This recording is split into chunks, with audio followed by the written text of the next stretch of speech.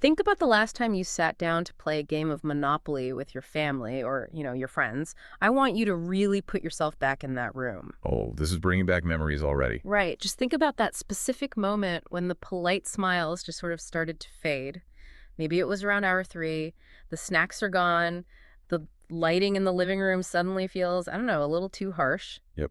The tension is just palpable. And you watch as your mild-mannered neighbor, someone who usually waters your plants when you're out of town, someone who helps you carry your groceries, suddenly starts hoarding fake, brightly colored paper money with a look of absolute primal desperation in their eyes. It's terrifying. It really is. Yeah. At what point did the artificial reality of that cardboard square completely override their actual lived reality? Well, today we are going to explore exactly how and why that happens. We are diving into a piece of source material that, on its surface, has absolutely no business being this profound. It really is a masterclass in unintentional psychological revelation. I mean, it's wild. We are looking at a 3-minute audio transcript. It was produced for a BBC series that was designed to teach beginner English vocabulary. The stated goal of this audio clip is literally just to teach you 4 simple words. Just 4. Right. Board games, quiz, cheat, and goody-goody. It's a casual dialogue between 2 women, and we'll refer to them as Beth and Georgie based on the text, chatting about what kind of games they like. And it is supposed to be sterile, safe, purely functional. Exactly. But when you strip away that language learning framing, when you stop looking at it as a vocabulary delivery system and start looking at it as a forensic record of human behavior, you realize that these 2 speakers have accidentally mapped out the darkest, most terrifying, and deeply hilarious realities of the modern social condition. Because the creators wanted a natural-sounding conversation. And because they succeeded in making it natural, they inadvertently captured the raw, unpolished baseline of adult anxiety. Oh, totally. They didn't just model vocabulary. Yeah. They modeled our exhaustion, our social avoidance tactics, our childhood traumas, and our deeply compromised moral frameworks. So, we are going to tear this 3-minute conversation apart. We are going to look at the psychology of social exhaustion, why some of us use game as a literal weapon to enforce silence. That part is just so fascinating. It blows my mind. And we'll look at the neurological breakdown that happens when a board game goes on too long and the complex social currency of useless knowledge. And it all begins with the very first interaction. The opening handshake. Exactly, the opening handshake of this entire transcript. The conversation starts with a simple greeting. One asks, "So how is your week going?" And Georgie responds, "It's going well. It's only Monday. I'm already quite tired." It's only Monday. I'm already quite tired. I mean, if you want to understand the modern adult experience, you could write a dissertation entirely on that one sequence of words. You really could. We're entering a conversation about leisure, about play. And the absolute first thing established is a profound, inescapable deficit of energy. That contradiction is just wild to me. She says, "It's going well," and then in the very next breath, "I'm already quite tired." It's like saying the car is running great, the engine is just, currently on fire. Yeah, but that contradiction is the reality of the adult baseline. For an adult, surviving Monday without a catastrophic professional or personal failure is the definition of things going well. Right, just making it through. Exactly. The physical and emotional toll, the exhaustion is just the accepted tax of existence. By stating this up front, Georgie is setting a crucial boundary for the interaction. What kind of boundary? She is telling her conversation partner, "Look, I am participating in this social exchange, but you need to understand that my internal resources are critically low." It's a preemptive defense mechanism. Oh, wow. It reminds me of the battery icon on your smartphone. You know that feeling when you wake up, you pull your phone off the charger, and before you've even checked a single email, the battery instantly drops to 20% and the little icon turns red. Yes, the dreaded red battery. That is the Monday fatigue. You are starting the week in low power mode. And what happens when a phone goes into low power mode? It shuts off the background refreshing. It stops the fancy animations. It only performs the most essential survival level functions. That analogy of low power mode is incredibly apt for human sociology. Because when our social battery is at 20%, What are the human equivalents of background refreshing that get shut down? Oh, that's a great question. It's our capacity for active empathy. It's our ability to generate witty banter. It's our patience for prolonged, unstructured socialization. Which makes the prospect of just sitting in a room with people terrifying. I mean, if I am in low power mode, the idea of having to generate conversation from thin air, having to read your facial cues, having to keep the momentum of the interaction going, it just requires too much processing power. Your system is going to crash. My system is absolutely going to crash. And this brings us to the profound utility of games, which is the entire subtext of their conversation. We often romanticize games as these bursts of excess energy and joyous connection. Right, like bringing people together. Exactly. Yeah. But in the context of the adult baseline exhaustion we just established, games serve a much more functional, almost structural purpose. They are social scaffolding. Social scaffolding. I love that. Like crutches for a tired conversation. That's spot on. When you don't have the energy to hold up the dynamic of a conversation yourself, the rules of a game bear that weight for you. The game dictates when you speak, what you are trying to achieve, and how you interact. It takes all the guesswork out of it. Exactly. It removes the terrifying infinity of unstructured time and replaces it with a predictable, manageable system. You can still be in the presence of your friends. You can still fulfill the human need for proximity and belonging without having to expend the massive cognitive load required to actually talk to them. I have to pause on that, though, because while I understand the idea of a game providing structure, the two speakers in this transcript use that structure in completely opposite ways. They really do. They have drastically different coping mechanisms for this shared exhaustion. Beth responds to the fatigue by saying she likes games that are something physical, where you're running around a park or being silly, like sporty things. Yes. Beth's approach is to counteract the mental and emotional fatigue of the adult work week by bypassing the intellect entirely. Just going straight to the physical. Right. She wants to tap into raw kinetic energy. It's a regression to a simpler state of physical play. Running around a park requires physical exertion, sure, but it requires almost zero complex social processing. And Georgie agrees with her, noting that they recently played a physical game with a team, and it was a, quote, good bonding experience. But then Georgie offers her own preference. Here we go. And this is the quote that I honestly had to sit with for a while because it completely shattered my understanding of why people suggest playing games. It's quite revealing. It really is. Georgie says, I can be quite awkward, so sometimes if I feel like I don't want to talk anymore, I suggest a game. And then we don't have to talk to people anymore. It is a stunning admission. We are conditioned to view play as a unifying mechanism. But Georgie is openly admitting that she weaponizes the mechanics of a game to enforce isolation within a group. Weaponizes. Yes, she is using play as an antisocial tool. Wait, I have to push back on that interpretation just a bit.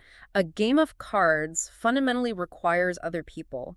You literally cannot play a multiplayer card game alone. True. So how can suggesting an activity that forces you to sit in a circle, make eye contact, and interact with the people around you be considered an isolation tactic? That just feels inherently contradictory to me. I get that.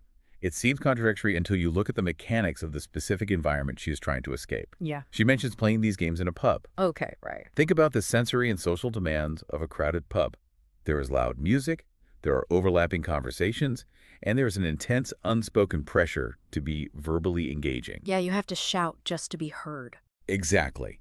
For someone who self-identifies as quite awkward, that environment is not just exhausting, it is an active threat. It is a minefield of potential social missteps.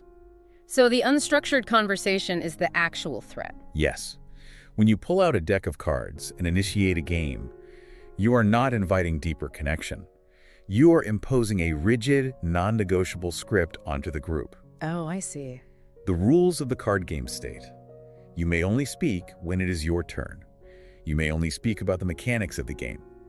And the complex, terrifying nuance of personal conversation is now officially suspended until the game is over. Wow. She is effectively silencing her friends under the guise of entertaining them. It's the socially acceptable equivalent of putting on noise-canceling headphones at a dinner party. That is exactly what it is. If you just put on headphones at a pub, you are blatantly violating the social contract. Right. People would think you're incredibly rude. Exactly. You are aggressively signaling your rejection of the group, which will cause offense and require exhausting explanations.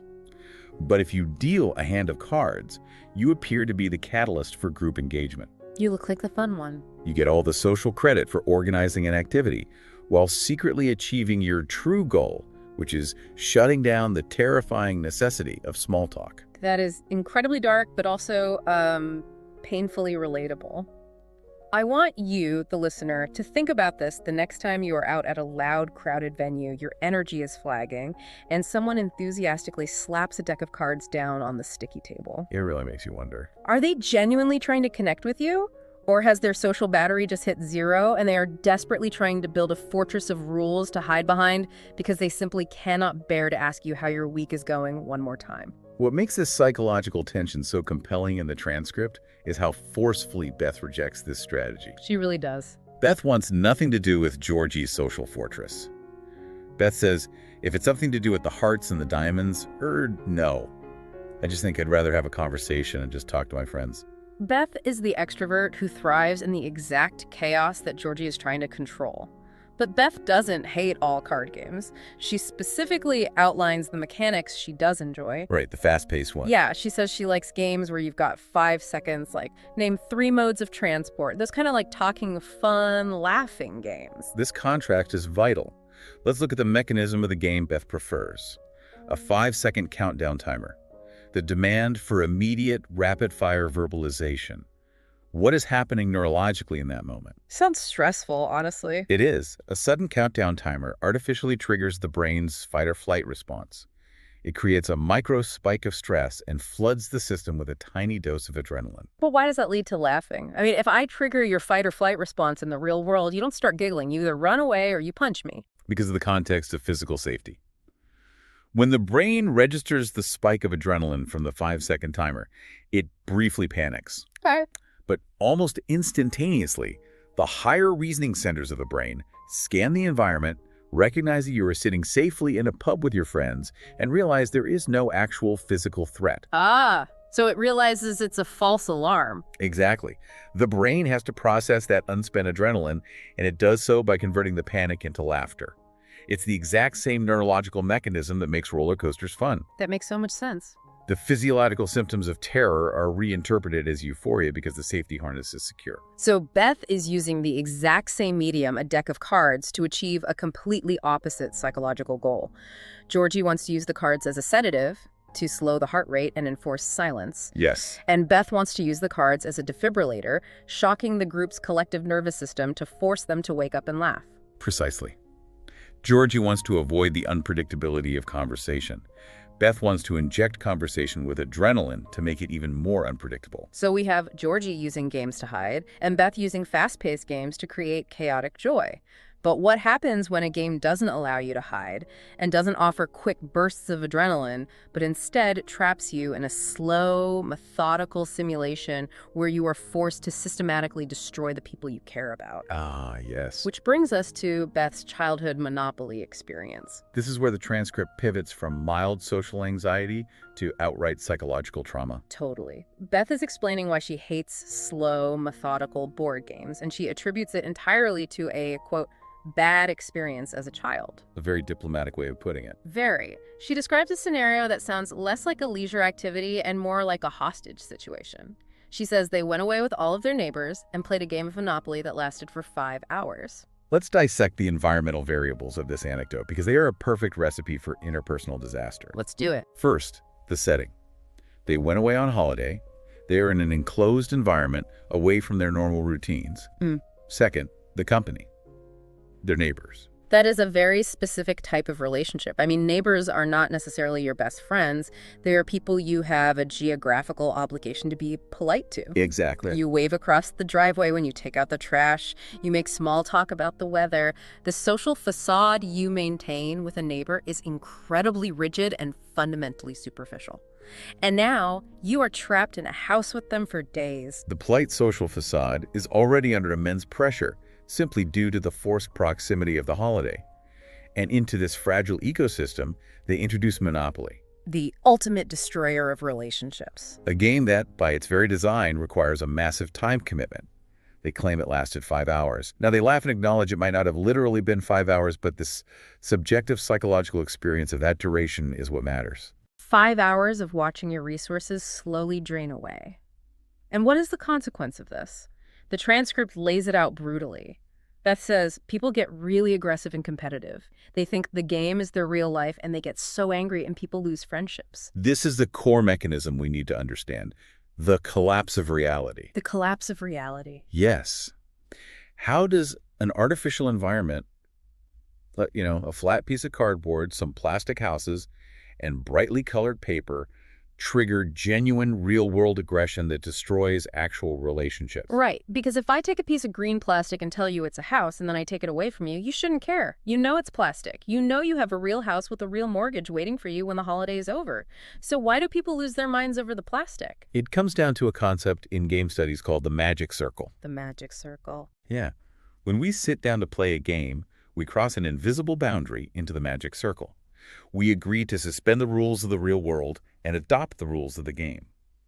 Within this circle, the artificial stakes are treated as real. But here is the flaw in human neurology. What's the flaw? Our brains are remarkably bad at compartmentalizing stress over long periods. So the magic circle starts to leak. Yes, exactly. For the first hour, you know it's just a game. You're making strategic decisions using your prefrontal cortex. But Monopoly is designed to mimic the most brutal mechanics of survival capitalism. Resource Resource hoarding, territorial dominance, and the systematic bankrupting of your opponents.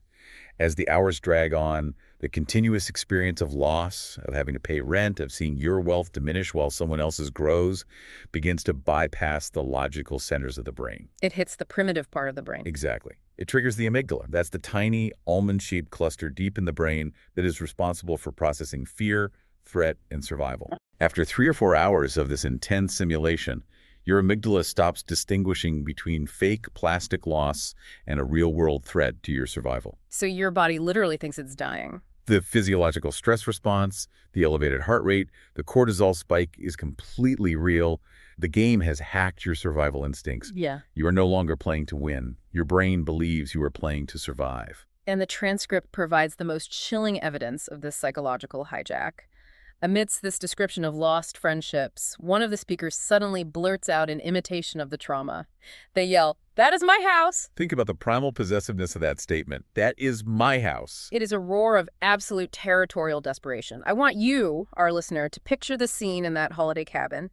The mild-mannered neighbor, the one who politely compliments your garden back home, is now staring across the table, knuckles white, veins popping in their necks, slamming the fist down and screaming, "That is my house," over a tiny, insignificant piece of green plastic. It is the absolute spectacular collapse of civility. It really is. What terrifies Beth in that memory isn't the game itself.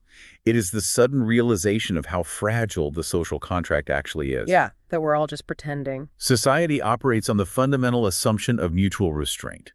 We agree not to take each other's property, not to yell, not to act on our most selfish impulses. Right. But a game like Monopoly strips away the real-world consequences of ruthlessness while preserving the emotional triggers of territoriality. It creates an environment where you are literally rewarded for destroying your neighbor. And seeing how easily and how eagerly the adults in her life embrace that ruthlessness, I mean, that is traumatic for a child.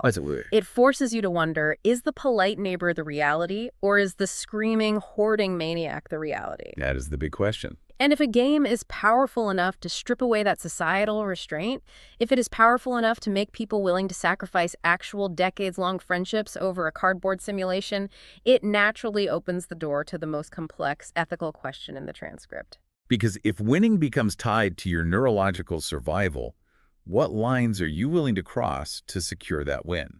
Exactly. Which brings us to the moral philosophy of cheating. This is such a fascinating part of the text. The transcript doesn't just mention cheating. It explicitly defines the mechanics of it for the listener. They define a cheat as someone who will lie or say something that isn't true.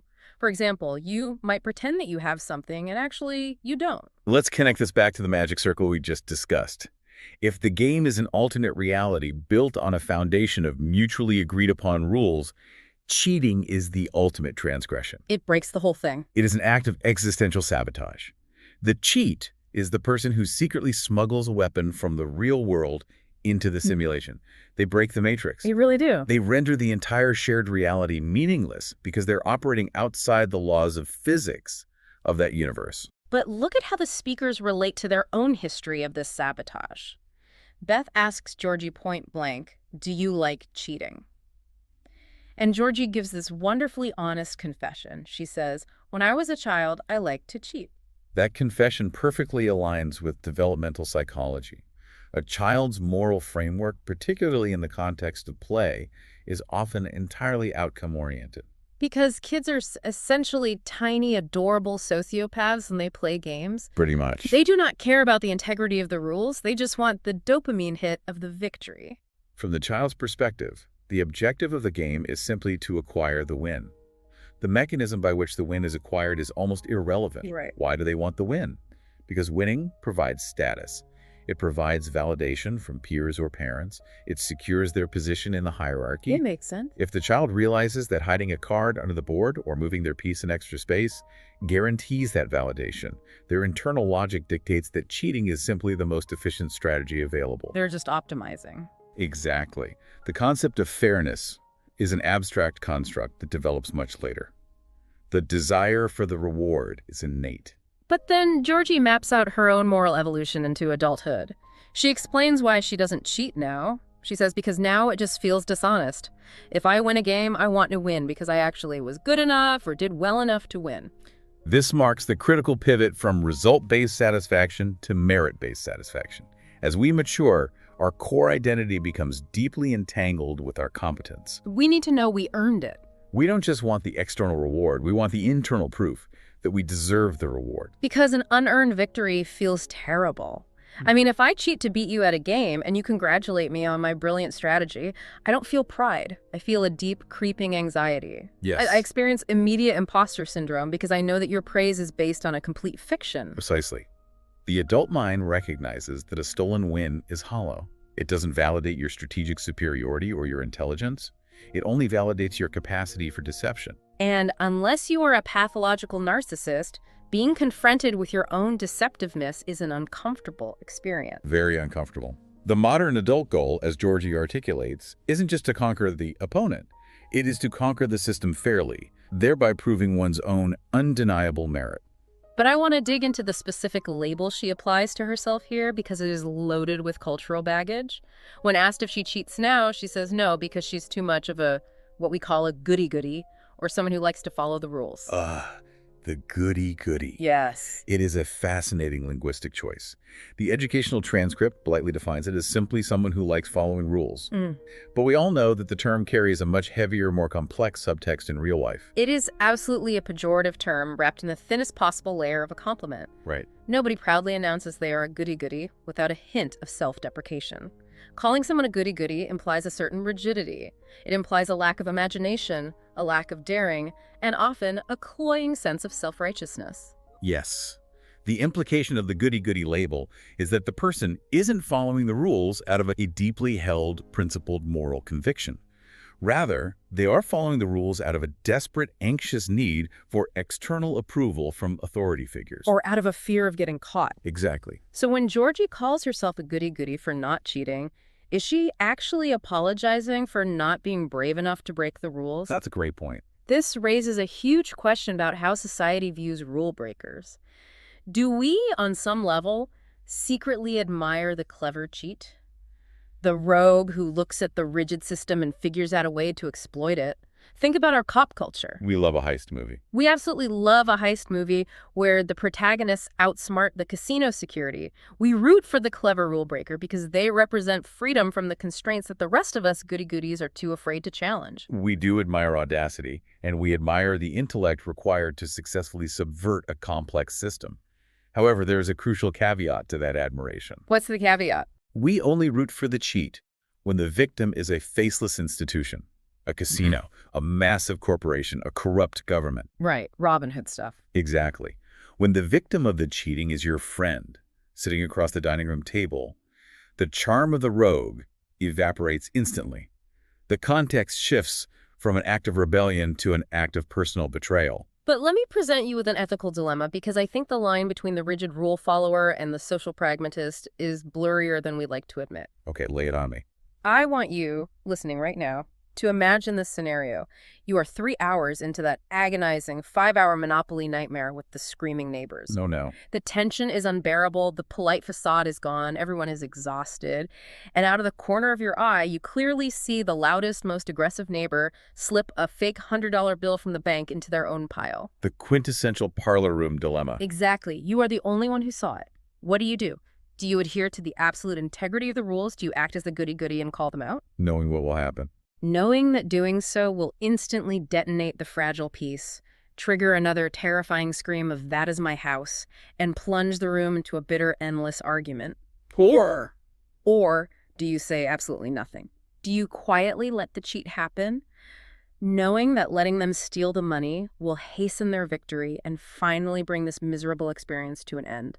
That is a phenomenal example of how the artificial rules of a game constantly war with the complex social dynamics of the real world. Because it's a real choice you have to make. In that scenario, the rigid adherence to the rules, the stance of the goody-goody, is actually the most socially destructive choice. The person who insists on absolute game integrity is prioritizing the sanctity of cardboard over the emotional well-being of the people in the room. They're prolonging the suffering. Yes. The person who stays silent and allows the cheating to occur is making a highly sophisticated, pragmatic calculation.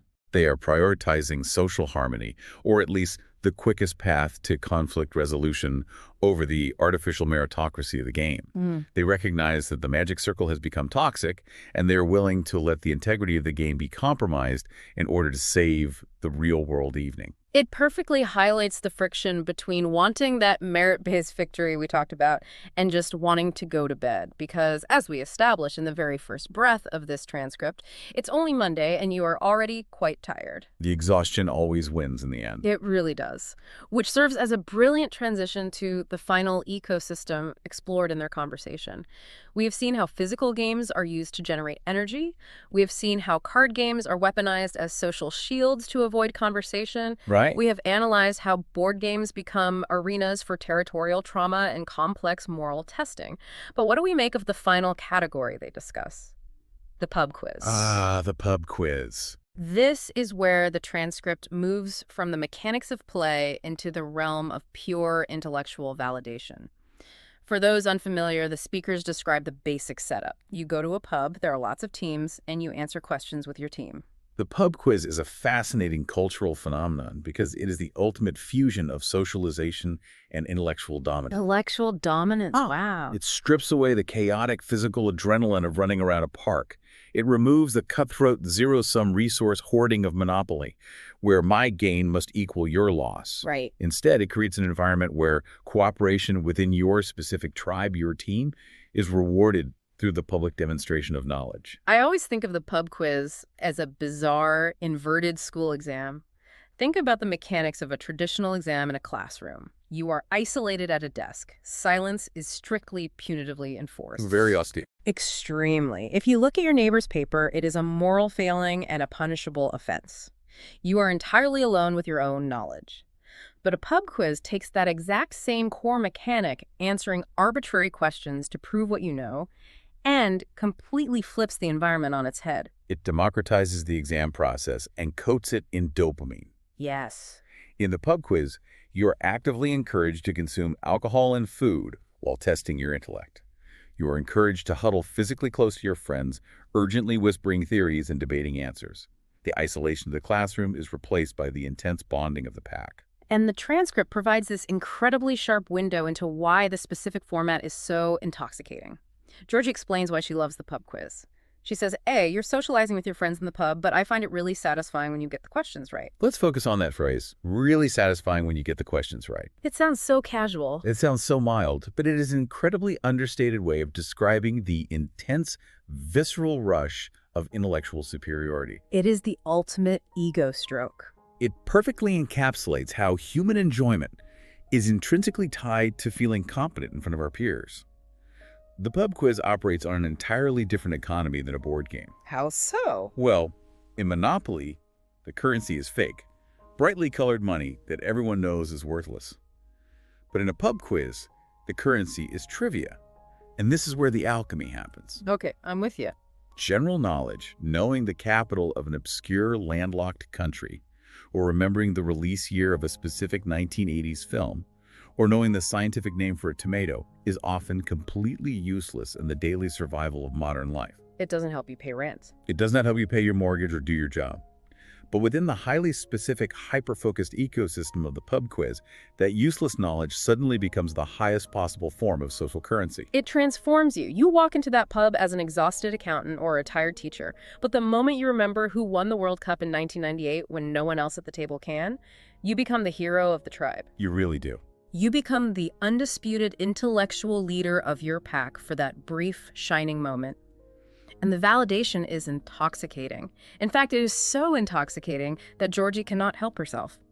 She drops a massive humble brag right into the middle of this sterile vocabulary lesson. Yes, she slips it in so casually. She says, I've actually won a couple of pub quizzes. It is such a pure human moment. She is supposed to just be modeling the word quiz, but her ego demands that the listener know she isn't just a participant, she is a champion. And look at how Beth responds to this flex. Beth says, very politely have you, well done. That exchange is a delicate, deeply coded social dance. Georgie is claiming high intellectual status within the conversation. Beth is acknowledging and granting that status, but with a tone that suggests she is politely indulging Georgie's vanity. But the high of the victory is immediately followed by the crash, because Georgie then outlines the dark side of this trivia economy. She tempers her brag by saying, it's really hard sometimes when all of the questions are general knowledge that you don't know anything about. That's really boring. Boring. That is the word she uses. But if we analyze the psychology of the situation, boring is a massive understatement. What she is actually describing is alienation and profound humiliation. Absolutely. Think about what it feels like to be in that scenario. You are sitting at a table in a crowded room. You are surrounded by competing teams who are laughing, high-fiving, and frantically scribbling down answers with intense focus. The energy is high. And you are staring at a completely blank piece of paper. Your mind is utterly empty. You aren't just experiencing boredom, you are experiencing a sudden, acute, and highly public loss of status. Your social currency has completely evaporated. Gone. In the Monopoly simulation, if you lose, you can blame the roll of the dice, you can blame the luck of the draw, but the pub quiz is a pure meritocracy of the mind. There's nowhere to hide. If you do not know the answer, there is no external factor to blame. The failure is entirely internal. It's a failure of your own retention, your own curiosity, your own intellect. You are bankrupt in the trivia economy. And sitting there in silence while the guy at the next table loudly celebrates because he knows the difference between a stalactite and a stalagmite, that is an existential kind of dread. It really is. It is the painful, real-time realization of the limits of your own mind, broadcast live to your friends. The game stops being fun the exact second it holds a mirror up to your own ignorance. Which brings us to the profound realization about why we play games at all. We started this deep dive looking at a tool designed to teach 4 basic words. But by forensically examining the casual banter used to deliver those words, we have mapped out a massive, intricate web of human psychology. We really have. Let's trace the arc of this journey. We started with the foundational premise of adult life, the Monday fatigue. The mutual admission that we are all walking around with our social batteries flashing red at 20% in low power mode, making the structured, predictable rules of games a necessary crutch just to survive a social interaction. From that baseline of exhaustion, we explore the divergent psychological utility of play. Right, the different approaches. We analyzed how Georgie brilliantly weaponizes the rigid rules of card games, using them as an impenetrable social armor, a shield to protect her from the terrifying, unstructured unpredictability of awkward small talk. And we contrasted her isolation tactic with Beck's desperate need for chaotic, fast-paced games that artificially trigger the fight-or-flight response, forcing connection through spikes of adrenaline and stress-induced laughter.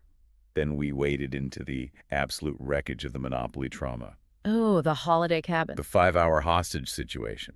We broke down the mechanics of the magic circle and examined how quickly the polite, civilized facade of society burns down when our amygdala is tricked into believing that artificial stakes represent real-world survival. We saw how easily neighbors turn into monsters, culminating in that terrifying primal scream of, "That is my house." Which naturally pulled us into the moral philosophy of the game. The evolutionary shift from the child's Machiavellian, outcome-obsessed desire for the win at all costs through the deeply transgressive mechanics of cheating to the adult's complex, anxiety-ridden need for merit-based validation.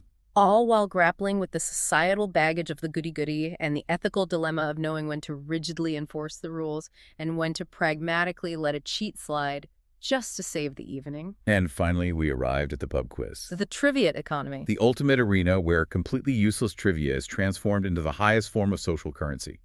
A space where the line between the intoxicating dopamine rush of intellectual dominance and the crushing existential humiliation of an empty mind is razor thin. There is a beautiful, almost poetic irony to all of this. There really is. This entire rich tapestry of human anxiety, territorial aggression, moral compromise, and intellectual vanity was captured entirely by accident. The creators of this audio simply wanted to construct a vehicle to deliver the words board games, quiz, cheat, and goody-goody to a beginner.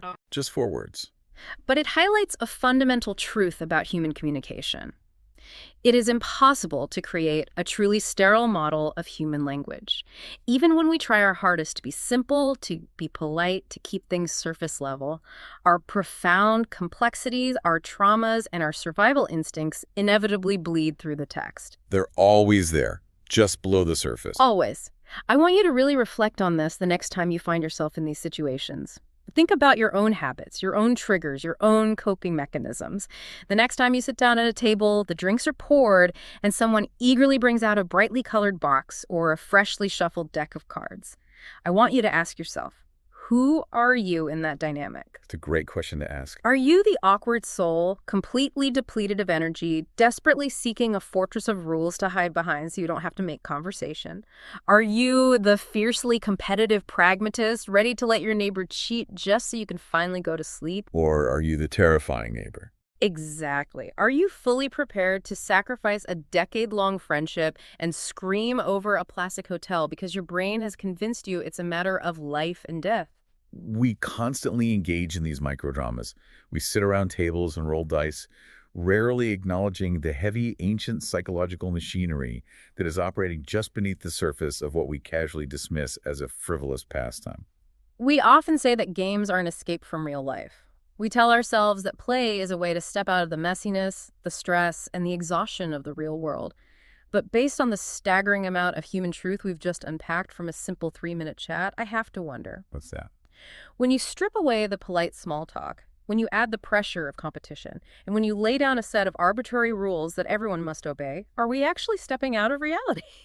Or are games the only time we feel safe enough and distracted enough to reveal exactly who we really are?